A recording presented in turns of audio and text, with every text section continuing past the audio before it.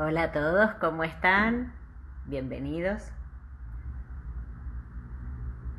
Aquí dice que están avisando a los seguidores que empezamos a transmitir en vivo, así que esperaremos un ratito y ya empezamos con el vivo de hoy. Hola, bienvenida. ¿Cómo va? Bienvenidos todos. Hola Laura, ¿cómo va? Aquí todos los viernes a las 16:30 horas de Argentina, 13:30 horas de México, de este querido México del cual acabo de volver.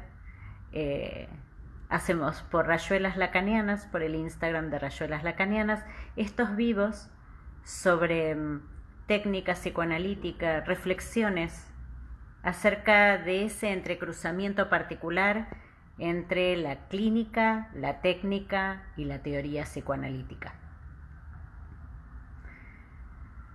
Primero les voy a contar un par de cuestiones de esta semana y después ya nos vamos a dedicar al vivo de hoy, que especialmente va a tratar acerca de la escritura y las esperanzas que muchas veces se dirigen al tema de la escritura en la cura en psicoanálisis. Lo primero que les quiero contar es que esta semana falleció un querido amigo mío, psicoanalista, que se llamó Nicolás Gaceta, que fue un eminente psicoanalista que trabajó muchos años en el Hospital Italiano de esta ciudad de Buenos Aires, que tenía esa alegría. Era un hombre que actualmente tenía 80 y pico de años, un hombre que tuve la suerte de conocer durante aproximadamente un poquito menos de 20 años y que tenía esa capacidad para leer todo el tiempo con curiosidad y decirme: Violén, ¿viste esto que pasaba? O contarme cosas o relacionar cuestiones súper distantes entre sí en apariencia, pero que él sabía articular muy bien.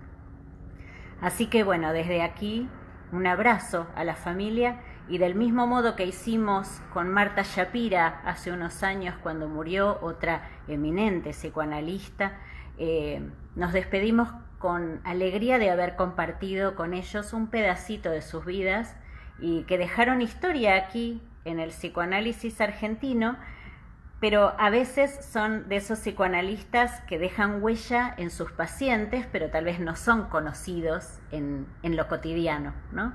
En la forma más tradicional, bueno, que ahora tienen los medios de comunicación y así. Así que bueno, desde aquí va mi homenaje a Nicolás con todo mi afecto y para su familia, por supuesto. Las otras cuestiones que son agradecimientos, como siempre, a la revista de la Universidad Veracruzana, que publicó un artículo sobre mi visita, sobre ese trabajo que hicimos acerca del aparato psíquico. También esta semana, en el día de ayer, estuve en la radio RCN de Colombia, en el programa Una Mirada Diferente, entrevistada por Juan Manuel Ruiz, sobre lo que acaba de pasar esta semana, que es el lanzamiento por parte de OpenAI de su chatbot, ChatGPT 4o, que es algo de lo cual preocuparnos. Y bueno, ustedes saben que yo escribí el libro Una mente artificial, que explora las relaciones entre el psicoanálisis, especialmente el lacaniano, y la inteligencia artificial. Así que allí fui para charlar acerca de esto y de las preocupaciones que una psicoanalista, ¿no?, por lo menos yo tengo al respecto. En algún vivo hablaremos acerca de esto, me parece que es importante. También la revista Consultoría de México publicó un artículo hermoso sobre, también, ¿no?, estos temas de inteligencia artificial que son tan importantes y que muchas veces están como pasando, ¿no?, de largo, porque despiertan una mezcla de temor y de, por momentos, incredulidad. Pero bueno, solo puedo estimularlos a que vean la presentación de OpenAI, el lanzamiento que hubo este lunes y bueno, que podamos charlar al respecto. Pero bueno, hoy vamos a hablar, lamentamos mucho que no está Alejandra, que no pudo conectarse hoy, y empezamos a trabajar acerca de la escritura en psicoanálisis. ¿Por qué? ¿Por qué acerca de la escritura? Porque hay como una, y es justamente en el punto donde quiero dirigirme, todos sabemos que la escritura es muy importante en la cura, especialmente en la neurosis, pero también en la psicosis. Muchas veces se estimula a los pacientes a escribir, a reflexionar, a dejar por escrito sus pensamientos y poder trabajarlos a veces en esa suerte de hilván entre el afuera y el adentro, ¿no? Entonces los pacientes muchas veces escriben y traen a las sesiones analíticas sus trabajos, pero también comporta un medio que muchas veces, en el cual muchas veces se cifra una esperanza de la cual hay que tener cuidado. Como todas las esperanzas, implican una idealización, una idea de todo, ¿no? Como que la escritura va a salvar, va a ayudar de un modo muy totalizante, y es ahí donde especialmente hoy quiero hablar de esto. No es cualquier escritura la que ayuda, acompaña, permite elaborar, de ninguna manera. Si no, no habría tantos escritores maravillosos que decidieron terminar con sus propias vidas, y esto también es algo, porque a ver, un pensamiento, cualquiera que sea, es necesario testearlo con la realidad que nos circunda, y desgraciadamente grandes escritores han tomado esa decisión, desde Tolstoy hasta Pizarnik, nuestra escritora argentina, Hemingway, Sándor Márai, tanta cantidad de escritores, Virginia Woolf, tanta cantidad de escritores que por distintas circunstancias fueron aquejados, digamos, no como una cuestión de impulso, sino como algo que se venía escribiendo de alguna manera a lo largo de sus vidas, y bueno, y que terminaron tomando una decisión tan desgraciada. Entonces, la escritura por sí misma no, es importante que el analista no cifre sus esperanzas por completo en esa forma de intervenir, que sí puede servir mucho, pero que requiere de ciertas características. Entonces, la primera cuestión es preguntarnos, ¿no? Entonces, ¿qué es la escritura? Porque la escritura que sirve, la escritura que arma digamos, algo que sirve en la cura, es aquella que permite inscribir en el aparato psíquico del paciente un límite a la repetición. Es decir, no es solamente un relato, porque relatos, como les decía, hay grandes relatos. Sin embargo, no toda escritura, como decía Lacan, cava un surco en lo real. Y ustedes ahí comprenderán esa idea, ¿no? De como el suelo, podríamos pensar la arena, ¿no? Y un surco que se clava y deja una marca. Es muy importante esa marca, ¿no? Ese surco que se cava en lo real. ¿Cómo se hace? Entonces, lo primero que vamos a decir es que la escritura que sirve es la escritura que es precipitado de un trabajo elaborativo en el análisis.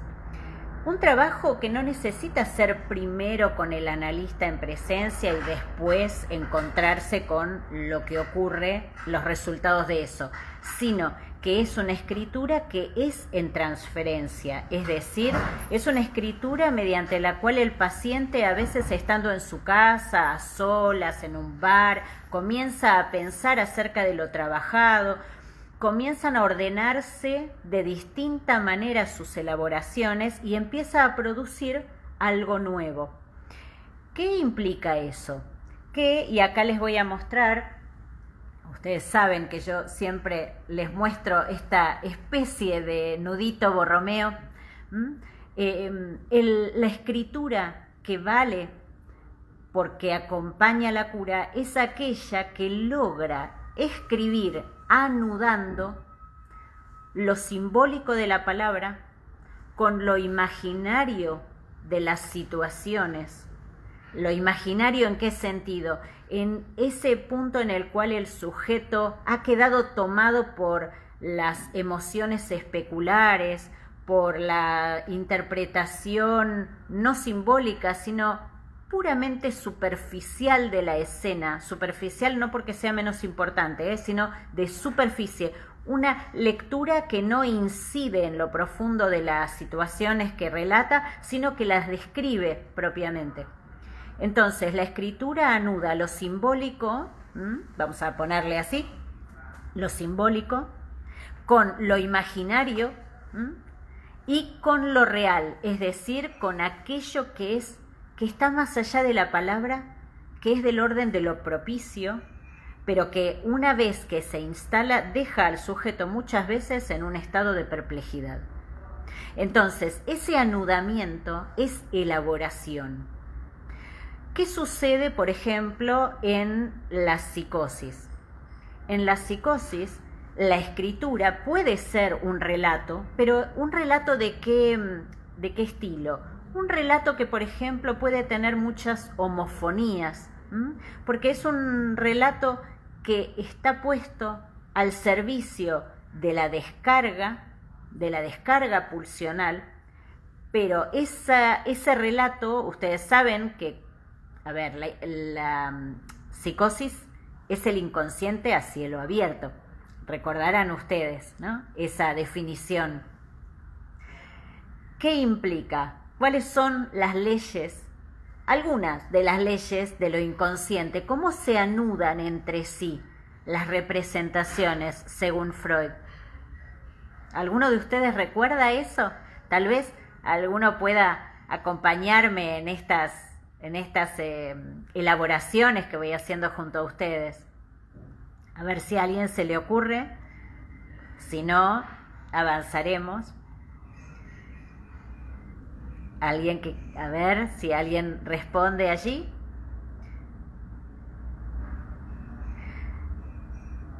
Es así. Algunas de las leyes que entrelazan el proceso primario. Ay, sí, muchas gracias Bernardina. Sí, el proceso primario, exactamente. ¿Qué implica? Beatriz dice la representación cosa. Sí, es cierto, tal cual. ¿Qué une la representación cosa con las otras representaciones cosa en el proceso primario?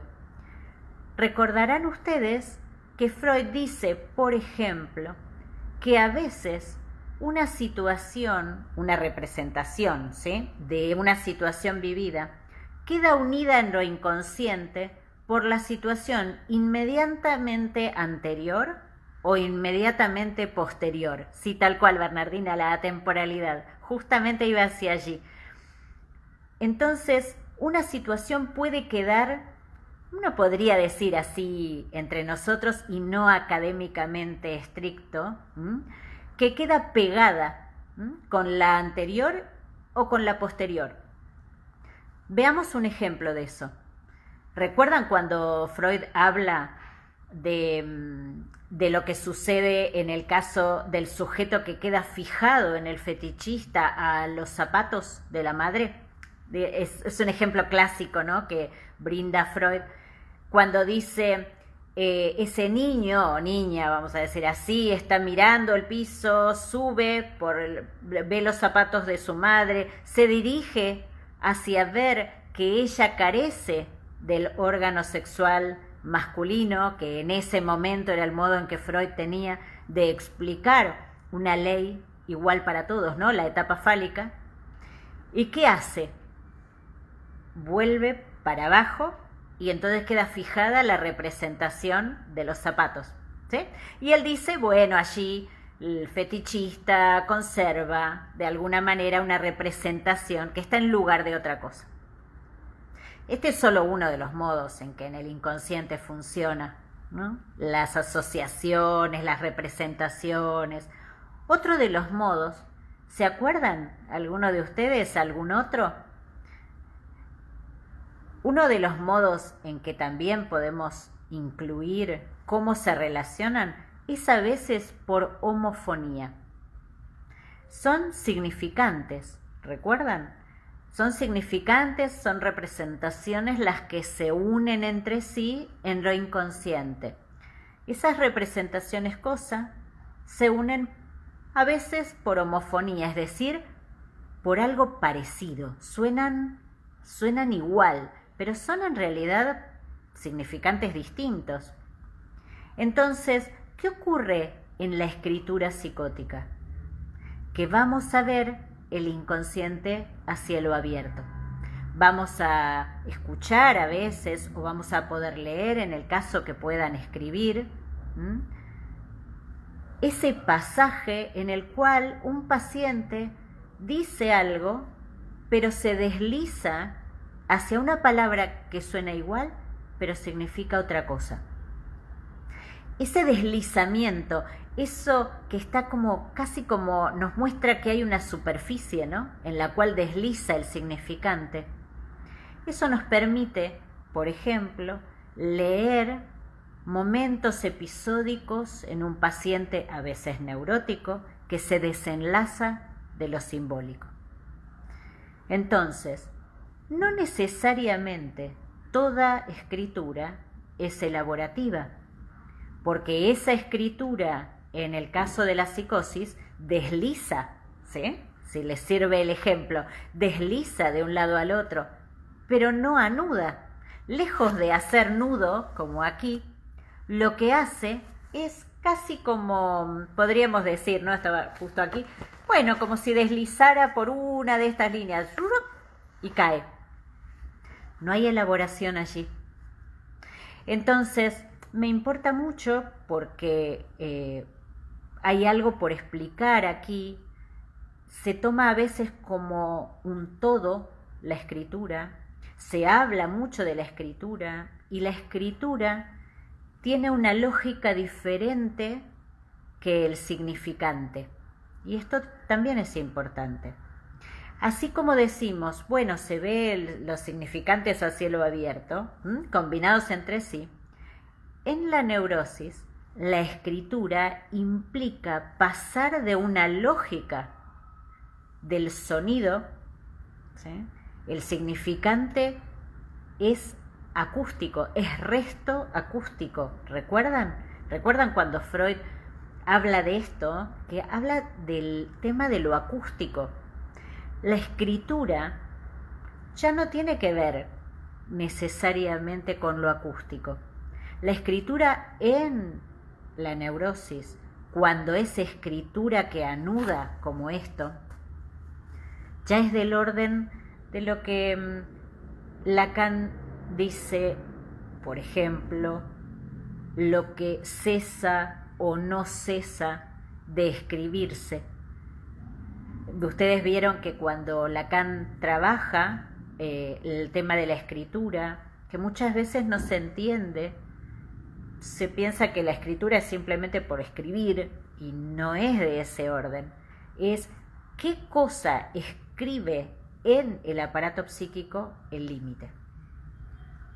En esa escritura, por ejemplo, les voy a dar un ejemplo, hay una paciente mía de hace muchos años, que hace muchos años atrás escribió un libro, podríamos decir, acerca de del devenir de su vida.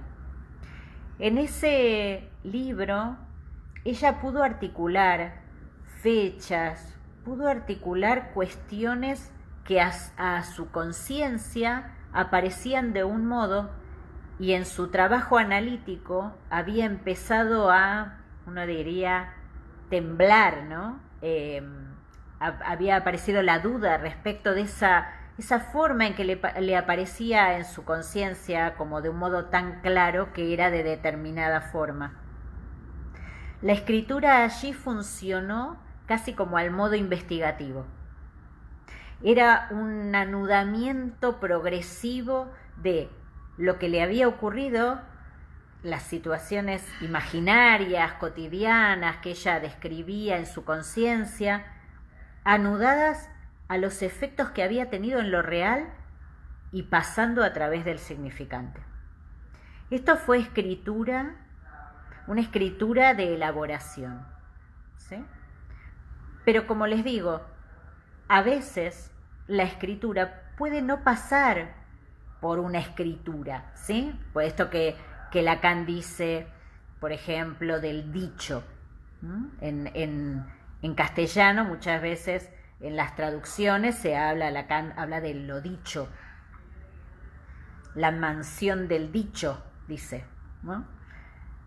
¿A qué se refiere eso? No es del orden necesariamente de la escritura. A veces la escritura que implica un avance en el análisis, un fin de análisis incluso, puede llegar a ser una obra que no tenga que ver con la escritura. A veces es para, no sé, para algún actor, como me ha pasado en alguna situación de la experiencia clínica, ¿no? Abordar ciertos personajes que atraviesan justamente todos los fantasmas que tuvo que atravesar ese sujeto y tuvo que desarmar en su propio análisis. Y ese personaje final, a veces es la escritura de un guión, a veces es la actuación, es del orden del arte siempre, sí, pero no necesariamente público. Sí, esto tal vez les puede servir también. El síntoma, cuando Lacan habla del final de análisis en la neurosis, implica algo del orden de lo creativo, de subvertir el modo en que se daba la conciencia, pero sobre todo, y es lo más importante, puede tomar una forma absolutamente singular en cada sujeto. Entonces, hoy quiero dejarlos con esta idea para aquellos de ustedes que trabajan con pacientes psicóticos, por ejemplo, escuchen bien de qué tenor de elaboración dentro de la psicosis es ese texto, a dónde desliza en esas homofonías, hacia dónde va. Dentro de la psicosis hay elaboraciones, pero no son las mismas elaboraciones metafóricas de la neurosis. Entonces, así como yo les cuento esto en relación a esta paciente, ¿no?, que hace muchos años había escrito un texto acerca de su vida y que le permitió escribir un antes y un después respecto de lo que padecía, también ábranse a otras formas de intervención. Si la escritura no alcanza, está bien. No todo el mundo tiene esa aptitud para poner en palabras a nivel de lo escrito lo que le sucede. La escritura tiene que ver con lo real, con lo imposible de decir. Por eso Lacan dice que la escritura es del orden de hacer un borde a aquello que no cesa de no escribirse. Ese hacer un borde, ese escribir algo, es, como les digo, del orden de lo imposible de decir. Mientras que, en algún sentido, la elaboración del objeto a voz, de la palabra en su vertiente diaria, digamos, discursiva, puede tomar como elaboración cualquier otro área que no necesariamente sea la escritura.